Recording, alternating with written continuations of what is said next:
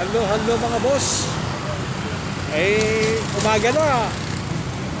Andito pa tayo sa kalsada. Ito mga boss, ito yung sitwasyon ngayon dito sa sa Estado Macapagal Boulevard. Papunta sana ako doon sa may kay Diwata para sa overload. May drop ako doon. Walang hindi makapasok doon. Sinara yung yung Jokno Boulevard. Kaya nantay ko na lang dito lang kami mag-meet nung yung receiver ko sa yun sa may Petron. Kasi ang labas lang nila doon lang sa may malapit sa may PICC.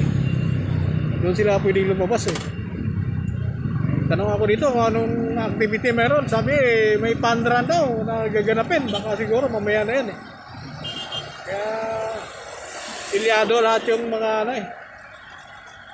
Baka ito na yung aking receiver. Coach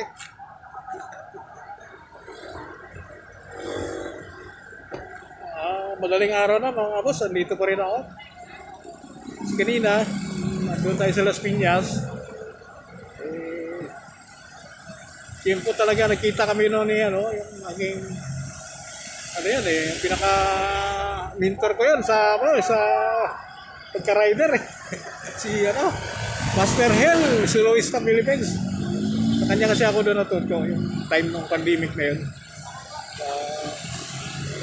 Mas maganda ang kita noon ng panahon ng pandemic sa mga rider. Doon ako nag-start pumasok. Hanggang sa nawili ako kasi nga mas maganda ang kinikita dati nung time na yun kasi mataas ang bayad. Abante mo kayo! Ayun, kasinso na rin siya. Siyempre, YouTuber na mas malakas ang earnings niya sa YouTube nakapag-pulgar na siya, nakabili na natamtuwa rin ako. Nakakabili na siya ng sakyan Ngayon naman, ginagamit niya sa lalamog. So, hindi na siya nababasa na ulan o napagod. Pwede na siya matulog sa van niya. So, at least tuwa rin ako dahil nakita ko sa personal.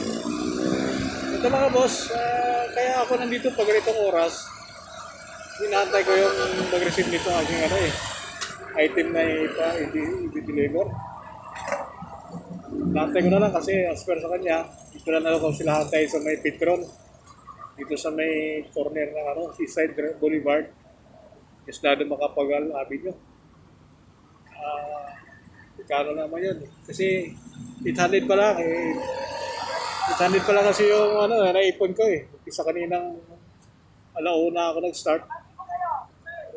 Hindi pa sapat para umuwi. Kaya umabot ako ng ganitong oras. Dati kasi mga boss, alas 8 o alas 9 ng gabi na nasa bahay na ako. Nagpakuya-kuya-kuya na lang ako dun. Kasi nga maaga kumita ka na ng 1,000 Yung time na Ngayon kasi halos puro pooling ang booking mga boss. Kaya wala kang magawa kundi mag-adjust ka ng oras. Kasi nga pooling. Kano lang naman sa pooling mga boss. Hindi tayo makaipon ng 1,000 agad. Kailangan magtiyaga. Saka mag-extend ng oras. Para lang ma-maintain natin yung ating yung ating target earnings palagi araw-araw. 1,000. Ngayon naka-800 pa lang ako. So hindi pwedeng uwi na kasi nga bawasan pa lang paggasolina ko, bawasan pa ng top-up. So, hindi ko na ma-maintain yung aking remittance sa misis ko. Kasi actually mga boss, remittance ko kasi sa misis ko, 700. Gabi-gabi kada uwi ko, 700 yan, binibigay ko sa kanya. So, kailangan na kayo 1,000 ako. Kung may sobra man, 1,000, yun naman yung tinatabi ko. Pagbili ng cheese oil, pagdating na ng cheese oil ako, tsaka kung ano ba yung bilhin ko na parte na sa motor nadudukot ako kasi may sobra sobrahan ako minsan ng 200 at isawas ng gasolina doon tsaka yung pang-top up ko. So ito ngayon antay ko na. So ito na Dumating na. Okay.